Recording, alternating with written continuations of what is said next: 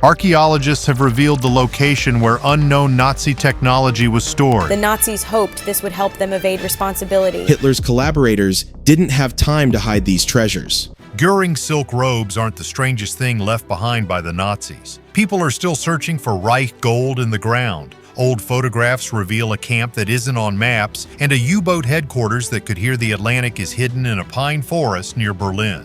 Uranium cubes hung in a stone chamber under a church, and attempts were made to assemble them into something. Architecture served as propaganda. The Thingplatz and the North Tower of Wewelsburg were built around ritual and the power of voices. There are also more mystical legends. SS rings and a flag that no one has ever been able to uncover, and then there are bones and documents that have debunked the most outrageous myths. I'll only show what can be named, displayed, and linked to a location. Has Nazi gold finally been discovered? In the summer of 2025, Poland began what archaeologists had feared for decades and treasure hunters had dreamed of: official excavations of the legendary Reich gold. No big headlines, no sensational maps, just quietly and methodically, like investigating an old murder. On the outskirts of the village of Mikołajki in the Kashubian forest, ground-penetrating radar detected an anomaly. It was more than 10 meters deep, rectangular in shape, with metallic reflections. And for the first time in years, Polish authorities issued official permission for the excavation. The site has long been shrouded in legend. According to one theory, the route of the Ernst Koch convoy, the former Gauleiter of East Prussia, passed through here, allegedly attempting to smuggle crates of gold, platinum, and precious stones out of Königsberg. Another theory holds that it housed an SS auxiliary warehouse where documents, paintings, and church relics were stored, not gold. Archaeologists weren't promising any treasures, but the first centimeters of excavation revealed oddities: fragments of metal seals, broken boxes, and wooden debris marked with BSCH, an abbreviation used in the 1940s to designate the Bundesschlaghaus, the state mint. The official press covered the excavation quietly, but behind the scenes, adults rejoiced like children. Every meter down seemed like a step toward unraveling one of Europe's most notorious wartime legends. Old reports, SS protocols, and Polish foresters' notes about German trucks without headlights in April 1945 surfaced. Everything fit together to form a story long considered a fairy tale. But the deeper the excavations went, the more the fairy tale turned into a documentary thriller. At a depth of 7 meters were the remains of a steel grate, fragments of locks, and a layer of bitumen, as if someone had tried to seal the treasure. Scanners revealed a void beneath, and then, for the first time in many years, local authorities allowed journalists in to show what it was like when legend meets reality. The strangest thing happened later. 3 weeks before the end of the season, the excavation site was suddenly sealed. Only a small group of specialists and the police remained on the site. Officially, it was due to the risk of a collapse. Unofficially, it was because they found something metallic, but not what they expected. From that point on, the details diverge. Some speak of a massive door at an angle, others of traces of a tunnel leading under an old road from the Nazi era. Archaeologists remain silent. Their reports are not published. The Polish Ministry of Culture stated only one thing: elements of an engineering structure and objects requiring examination have been discovered. That's all. No photos, no comments. It is in such circumstances that myths are born. When a fact isn't accompanied by an explanation, there's room for conjecture. It's said that one of the researchers involved in the excavation resigned the day after the site was closed. Others claim that what was delivered to the Warsaw laboratory wasn't gold, but an object that shouldn't have been touched without military assistance. A camp that's not on the maps. Poland, Czyżewiec, and Karczmarka districts. The GPS shows an empty clearing. In place, grass, a smooth clearing, silence. It would seem that's all. I overlay archival Luftwaffe aerial photos and post-war photographs, and the picture changes. 2 straight lines of rectangles. A dead-end path leading to a small area with traces of ditches along the edges. This is a classic diagram of a subcamp, completely dismantled before the retreat. Where the path ended in the old photo, a rock juts out in the grass, surrounded by a scattering of rubble. This is the kind of rubble they put near loading ramps. A little to the side is a dark strip of soil, interspersed with melted shards of glass and brick. This is the remnant of ovens and high temperatures. At the edge of the field is a piece of barbed wire and a ceramic insulator from a communication line. And under the moss is a thin aluminum tag with a prisoner's number and a small Siemens and Halsky plate from an electrical panel. Everything fits together into a single picture: housing, an industrial hub, security, drainage, and exit to a dead-end street. In places like these, there are no display case artifacts left, the kind that look good in museums. The entire historical picture is created by the little details. The tag indicates that people with numbers were here. The manufacturer's plate explains, equipment was installed, indicating accounting and regulations. A dark strip of earth indicates furnaces and chemicals. The ramp and the dead-end street indicate regular shipments. When these details are placed together, nothing becomes a specific destination. Now, a brief overview of the method. We combine 3 layers: archival aerial photographs, a terrain model, and earthen objects. The aerial photograph provides geometry, where the barracks stood and where the path ran. The terrain confirms micro-shifts in the ground, straight corridors, a platform, and ditches. The objects provide the final proof that something truly happened here. Why do camps of this type disappear from modern maps? Because they weren't simply abandoned, they were taken over by local businesses. The boards were used for sheds, the crushed stone for roads, the rails for scrap metal. The papers were burned. Koralle, U-boat headquarters in the forest.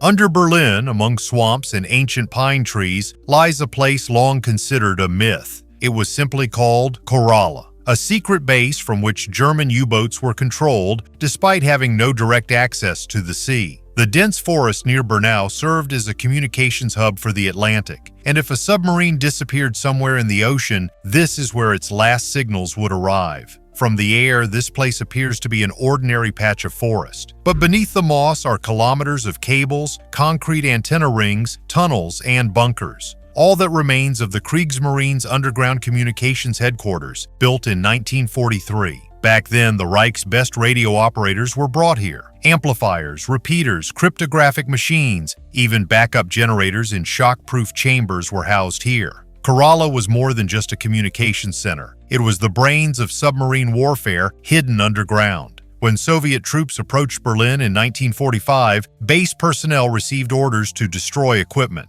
Documents were burned right in the concrete corridors, safes were melted down, and some underground passages were flooded. After the war, Koralle disappeared from maps. For decades, locals spoke of noises from the ground, of antennas extending deep into the forest, of a blue light that occasionally broke through the moss. Legends multiplied because no one knew what exactly remained beneath the forest. In 2019, archaeologists entered the area for the first time. They expected ruins, but what they found was a labyrinth. Dozens of rooms with collapsed ceilings, slabs marked with radio equipment, the remains of telephone switchboards, and aluminum plates with unit codes. One of the corridors sloped downwards, leading to a concrete shaft filled with water. Scanners revealed another level beneath it, still unexplored. The strangest thing was the acoustics. In the Koralle dungeon, sound behaves unnaturally. Footsteps are muffled. Echoes return with a delay, as if a void remained underground that holds the sound.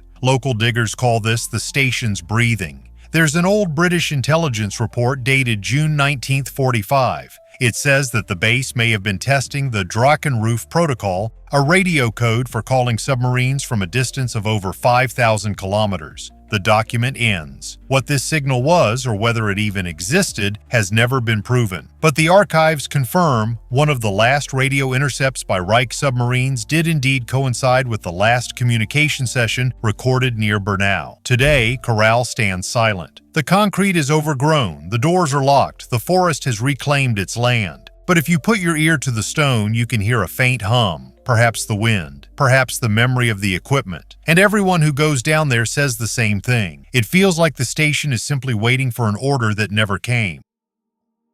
U-boats are now in 3D.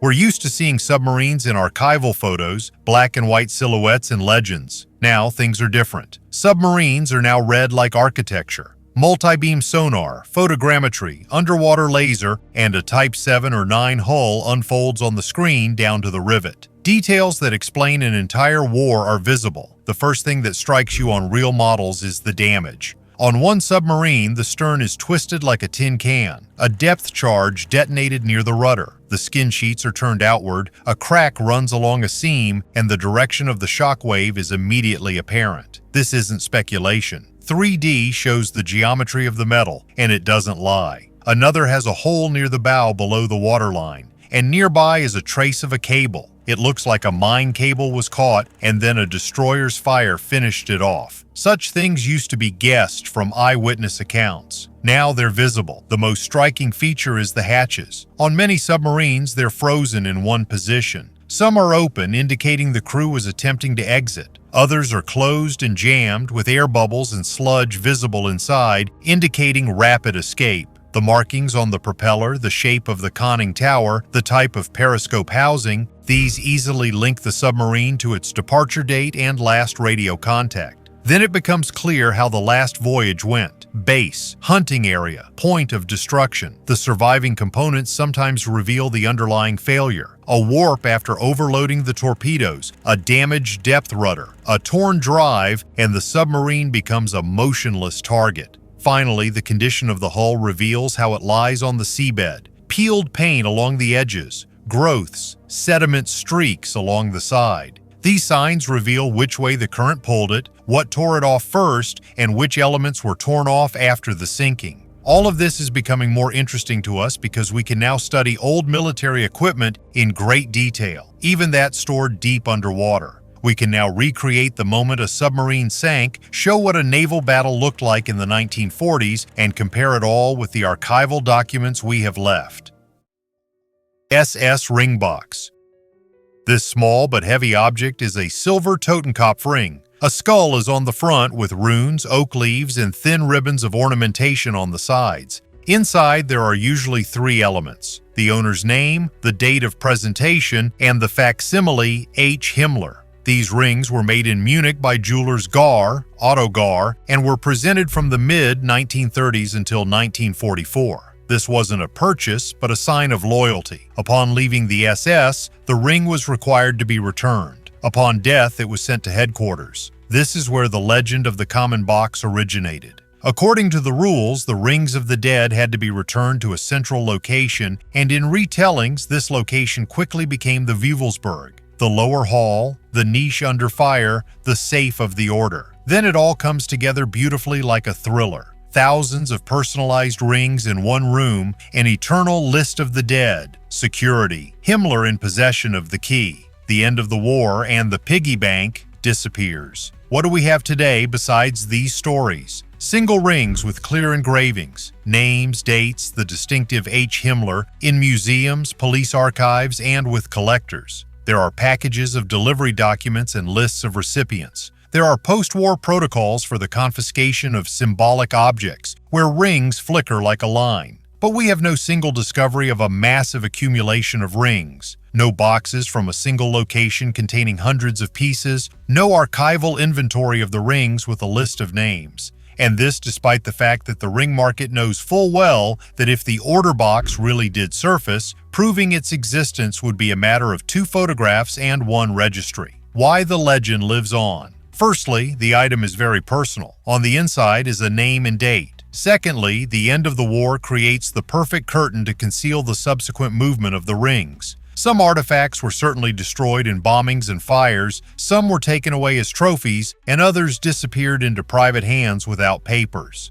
Thirdly, there are a lot of counterfeits. After the 1960s, the market was flooded with fresh Totenkopf rings with fancy engravings. There's another important detail that's rarely clarified. The rings weren't numbered. They're not pistols with serial numbers. They're verified differently. By the style of the ornament, the depth of the strokes, the type of facsimile, the handwriting of a specific workshop, the way the letters in the name are typed, and the date is written. If all this is in order, the item is highly likely genuine, but it's still a story, not a hoard of rings. It tells of a specific person and a specific day of presentation, not of a cache of medals. The bottom line is simple. The object exists. It has been studied, described, and originals and numerous copies are in circulation. The myth of the piggy bank is a convenient image that neatly closes the question of, where did the rings of the dead go? All rings awarded, returned, or created for new officers could be written off to this piggy bank. This could conceal some of the Nazis who returned to leadership positions in Germany or any other country after the war. But there is no confirmed common cache. Not in Wewelsburg, not in the surrounding forests, not in the archives.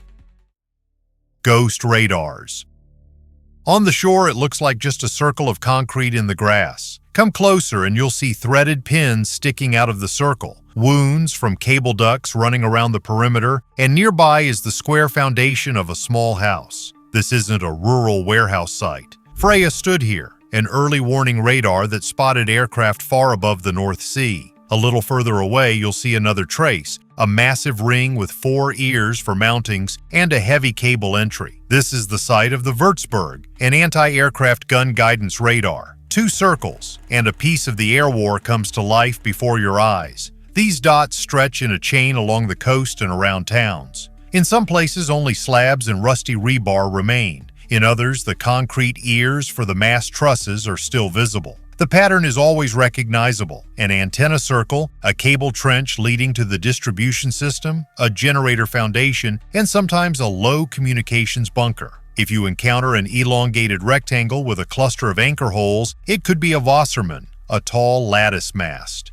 And if you find the trace of an unusual pie with several tiers of fastenings, remember the Jagdschloss, a 360-degree radar capable of drawing a panorama of the entire sky. At one site near the shore, charred ceramic insulators and fragments of thick fabric-sheathed cables were found, meaning a powerful station was in operation, and upon retreat, everything was blown up. In the forest, far from the sea, you encounter a different set of structures. A neat round slab, and next to it a long, narrow foundation for a crew cabin. This is a typical pairing for an anti-aircraft battery. The Wewelsburg provided precise coordinates, and the battery laid fire where the antenna pointed. The real fun begins when you connect these spots into a defensive line. An early warning radar picks up a target and transmits it to the sector where a night fighter is on duty. A searchlight grove awaits guidance. An operator from a Himmelbett, the name given to the system's cells, where everything is woven into a single hub, radar, searchlights, fighters, anti-aircraft guns, works with the pilot. Little remains of this complex system on the ground. Circles, ditches, small bunkers. This, it turns out, is enough to understand how exactly the skies were monitored here. There are also paradoxes. Sometimes a circle stands, but the surrounding area is empty. This means the station was relocated, the mast removed, and the anchor plate remains as a footprint. The opposite can also happen. The circle is destroyed, but the communication booth with cable entries remains. From such small structures, it is possible to reconstruct the routes of the lines. Camouflage elements are also found. In the nearby embankment are pieces of netting, hooks for false structures. Places like these clearly explain why the Allies sometimes missed their targets. The photographs show a farm, but the real antenna has already been removed and moved to a backup site. Heigerloch's uranium cubes. Heigerloch is a small town in southwestern Germany. Right beneath the church, in a chamber carved out of the rock, an attempt was made in 1944 to launch a nuclear reactor. Not a bomb, but a reactor designed to sustain the reaction and run for hours. Werner Heisenberg's team suspended hundreds of cast uranium blocks, the very same cubes, in a tank on steel cables. Below was heavy water as a moderator. Surrounding them was a protective layer, cables, and instruments. The idea behind the design was simple. Slowed neutrons were more likely to hit the uranium, and the circuit had to be maintained without any external tricks. If this was successful, the reactor was considered operational. What went wrong? Material was chronically short. The uranium arrived in batches of varying quality, heavy water was in short supply, and the chamber itself was cramped. The lattice of cubes couldn't be accelerated as much as desired. Engineers adjusted the distances between the suspensions, rearranged the clusters, added rows. The setup refused to come to life. It was almost on paper, but not in the real world. In April 1945, the Allied scientific team from Alsace arrived. The chamber was opened, the tank drained, and the suspensions cut off. The uranium, documentation, and some equipment were taken away as trophies. The main part went to the United States. The rest was distributed among research centers. And from that moment on, a life of its own began around the cubes. Stories of another one found periodically surface. In a university basement, in a physics room, in a museum. They are easily recognizable. A trace of a loop on the edge, a darkened surface with an oxide skin. Sometimes Heigerloch cubes with no provenance appear at auctions. Hence the legends. Drowned during evacuation. Buried in the forest, disposed of in pockets. The paper passports for many of the samples have indeed been lost, so rumors outlive the facts. According to the conspiracy theorists' hottest theory, the uranium cubes from Heigerloch allegedly went not only into the reactor's suspension grid, but also into the strapping of the Die Glock project. Supposedly, the heavy metal was used as a shielding element or as components inside the bell-shaped machine near Silesia. Add to Heigerloch the concrete circle in Ludwigowicz, the purple Zerum 525, and Kamler's name, and the theory is complete. Uranium blanks for the bell, which was supposed to dampen gravity, were cast under the church. But when you strip away the emotion, nothing remains. There are no blueprints, no release documents for the bell, no photos of the components to which these cubes are even remotely connected. The surviving samples from Heigerloch have a clear purpose in a conventional nuclear facility. Their geometry and the traces of the suspensions suggest a reactor grid, not a time machine. Therefore, the cubes equals bell parts theory remains a legend without confirmation, like the bell itself, which most likely exists only in stories. The stone architecture of propaganda. If you look for the language of the Reich not in papers but in stone, you'll find it in amphitheaters. Built in the early 1930s as venues for public assemblies and rituals, they actually turned out to be ideal platforms for emotional manipulation. Stone, steps, fire, a voice that travels without a microphone. The most emblematic locations are the Thingstätte on Heidelberg's Heiligenberg and the Berlin Arena, then called Dietrich-Eckart-Bühne, today's Waldbühne. They all look similar. A semicircle, a high backdrop, hidden passages, places for torches, stone pockets for orchestral musicians, and portable equipment. From above, it looks like romantic ruins, but in situ the engineering is visible. Neat drainage systems, precise geometry, and points for placing columns where people themselves become a drawing. The architecture dictates people's behavior, to stand, listen, and respond in chorus. Here, how the ritual worked is clearly visible. The entrance is a long ribbon down the slope, allowing the procession time to become a single body. On the platform, there's a stone teleprompter. The announcer on the central axis can be heard without equipment because the backdrop catches and returns the voice. On the sides are pockets where banner bearers waited. Higher up, there are points for lighting effects and torch circles. A pair of steps are superfluous. They're not for spectators, but for formations. They can easily be used to lay out a sign, slogan, or symbol. Looking from above, you can immediately grasp the concept. Myths abound around these places. Favorite one, about astronomical alignments. Supposedly, the stage and walkways are aligned with the solstice. There are some locations where this is true, but there's no need to look for cosmic alignment where stage direction is sufficient. The real magic is in the acoustics and geometry. If you stand on Heidelberg's central stone and speak in a normal voice, you can clearly hear it in the upper rows. This creates a miracle effect, although what you're hearing is simply a carefully calculated sound roll-off. After the war, these venues were treated differently. At Heidelberg Thingstätte, the technical details are clearly visible. A narrow service passage behind the stage backdrop, niches for cables and torch holders in the side walls, a drainage system that runs under the stands and empties into a beam, so the venue doesn't float after rain. In the upper rows, you can see the marks for the marching intervals. The spacing between the marks matches the width of a standard banner. Berlin's Waldbühne, formerly the Dietrich-Eckart-Bühne, features a different design. A wide orchestra pit, fan-shaped exits from beneath the stands, and platforms for spotlights at the edges. The stage is designed to accommodate the frontal view of the columns rather than a circular one. These are two different models of the same idea. The stone geometry itself sets the rhythm of movement and space for people, without rituals or grandiose words.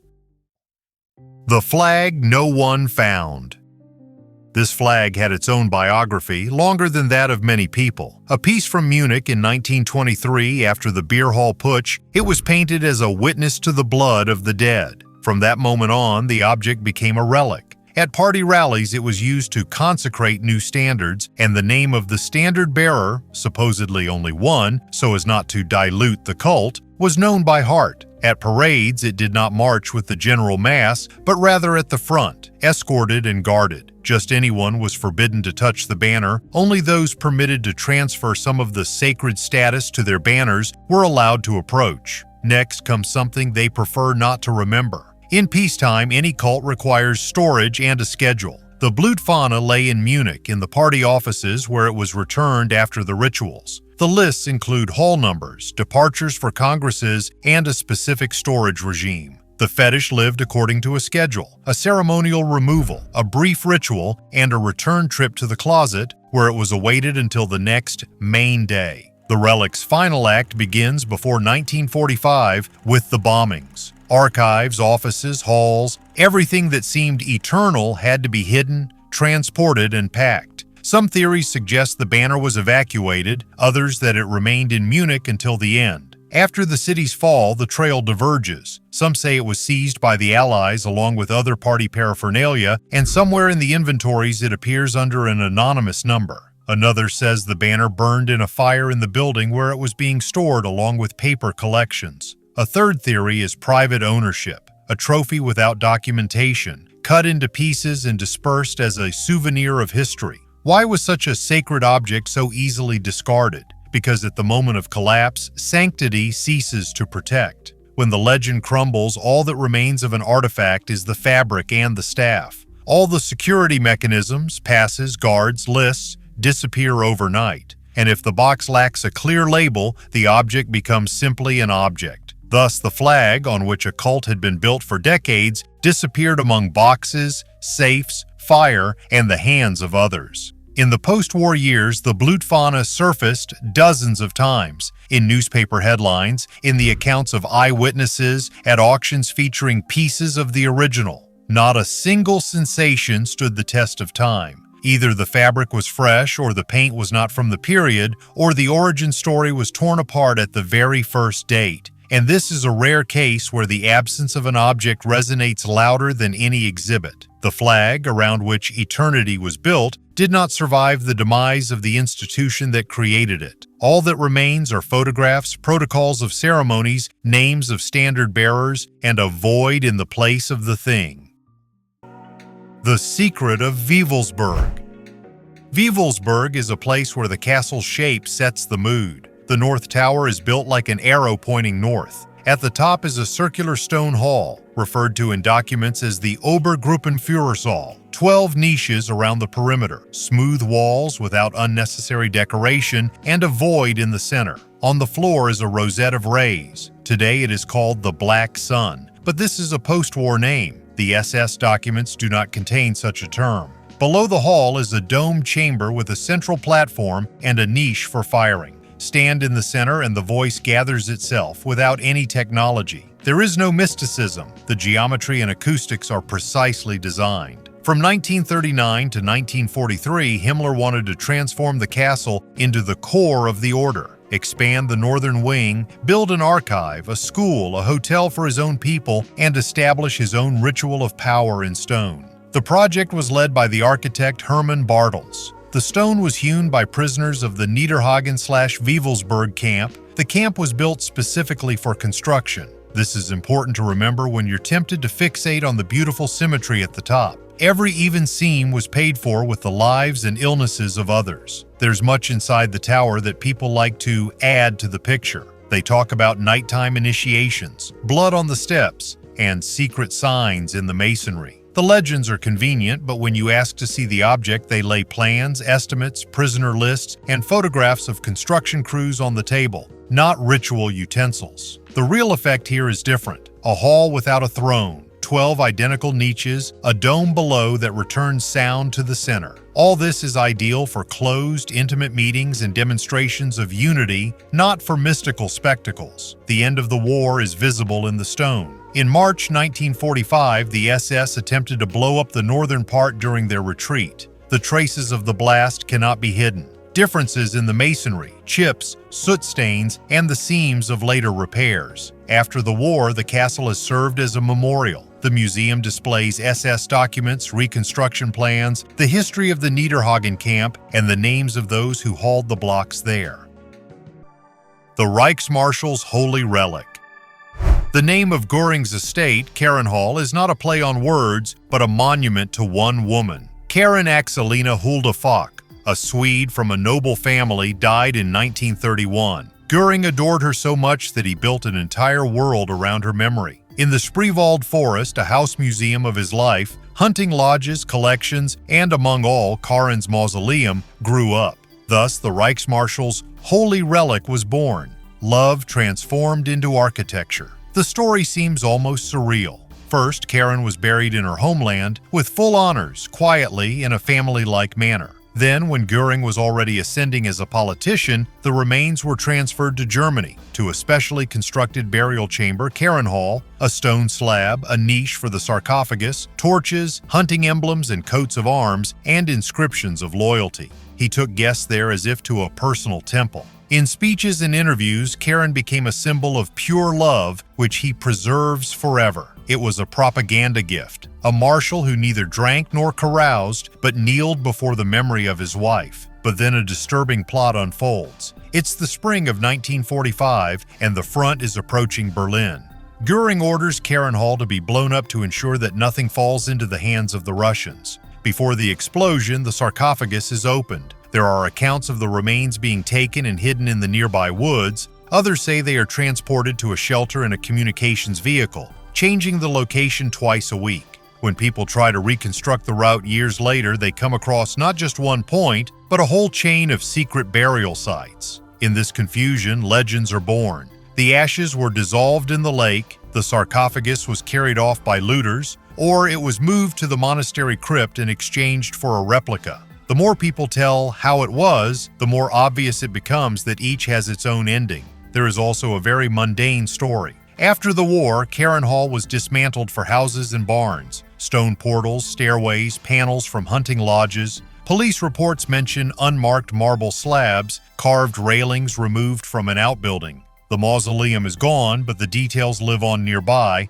underfoot in the new homes of ordinary people. The strangest thing is the final identification. Karin's remains were finally found and returned to Sweden in the early 1950s, but the path to official reburial was wrought through forensic examinations, comparisons, private letters, and lengthy bureaucratic procedures. Newspaper articles began to circulate. Have they brought back the one? The family said yes, the documents matched, but a legacy of legends remained because the story had been circulated as rumor for so long. Ultimately, the fate of the woman with whom Göring had lived for several years became a post-war conundrum. Where was she buried in 1945? Who moved her? Why was the location changed? There were more questions than answers. Inside, everything was subordinated to this cult. A separate room for her letters and photographs, a medallion with her name on the owner's chest, a portrait of Karin in every stately room, a quiet visit to the mausoleum for select guests before a hunt. Even the name of the estate, Karenhall, was like a seal on every invitation. Personal history became a routine. The date of death was marked as a memory, and any important meeting began at the sarcophagus. Skull versus legend. Post-war Germany was overgrown with one of the most enduring legends. Bormann escaped. They claimed he was seen in Spain, Paraguay, and Argentina. He changed faces, ran the Nazi network, wrote letters. Newspapers loved these stories. The name of the party secretary made headlines and significantly boosted sales. The real denouement occurred not in the jungle, but in Berlin. In 1972, during excavation work along the old railway tracks near Lehrter Bahnhof, an excavator uncovered two skeletons. Fragments of uniform lay nearby. Documents had decayed, but the teeth remained. Forensic experts compared the jaws with the files of the top dentist. The characteristic fillings and bridges known from Bormann's treatments matched. The second was Hitler's personal physician, Ludwig Stumpfegger. This set of facts alone was enough to say, yes, it's them, but people love to argue. After all, legend is far more interesting than the actual truth. The bones bear typical injuries for people trying to break through a battle zone. Shrapnel marks, damage from collapses, nothing out of the ordinary. Glass microparticles were found in the jaws. The theory is simple: a poison ampule bitten open in the night. At the site, there are traces of soil and construction debris, which logically explains why the bodies weren't found earlier. Old embankments, subsequent work, layer after layer. The final point is genetics. In 1998, DNA was compared with the closest relatives on the maternal side. The match confirmed what the teeth and X-rays had already indicated 20 years earlier. It was indeed Bormann. Göring's final makeup. There's a legend that Hermann Göring, considered one of the most influential people in Nazi Germany, second only to Hitler, painted his nails and wore women's clothing before his death. It sounds pretentious, so it clings to everything we already know about him: silk robes, furs, perfume, theatrical uniforms with endless medals. Göring truly adored striking fabrics and ostentatious luxury. At receptions at Karen Hall, he wore fantastic jackets. At home, he sported robes and pajamas, loved thick aromatic mixtures, and used powder. Cartoonists immediately added details to their works, and people began to claim that Göring really did paint his nails and dress in women's clothing. Photographs and personal belongings reveal a taste for displaying status: velvet, silk, fur, massive rings, and bespoke tailoring. This is the men's luxury of the 1930s and 1940s, elevated to the level of operetta, and it worked perfectly for the image of the powerful aesthete. Hence the endless nicknames about the theater marshal. Against this backdrop, caustic stories grew. Easy to quote, they sound like the ultimate disgrace. But there is no evidence for this. No procurement documents, no photos, no property records. Nuremberg added fuel to the fire. After Göring's arrest, they publicly undressed him. They showed him his closets of robes, discussed his toiletries, and savored his meticulousness. How he folded his shirts, how he achieved the perfect fold. All this was presented as femininity, although in essence it was narcissistic self-exactingness. Psychological portrait and caricature merged and the meme spread. There are also everyday details that only strengthen the legend. Auction sales of items from his wardrobe, silk underwear, dressing gowns, personal toiletries, have survived. This is enough for the media. Silk means feminine. In reality, it was the fashion of the era and the habit of wealthy men to surround themselves with expensive fabrics. There's no secret to this, but there is a carefully constructed facade. Göring loved to play the role of the Reich's first aesthete and played it with comical diligence. This story about nail polish is based on retellings. Someone said they saw it shining, without photographs, without records, without anything to show for it. The inventories and photos from searches contain silk dressing gowns, underwear, jewelry, and perfume. There is no evidence of nail polish or the wearing of women's clothing. The conclusion is simple: ostentatious luxury existed. Evidence of painted nails or dressing up is lacking. Therefore, this remains a rumor that sounds impressive but is not supported by objects or documents. I'm only including what can be verified in the video. Let the legends remain legends. Thank you for watching this video to the end. Bye, everyone.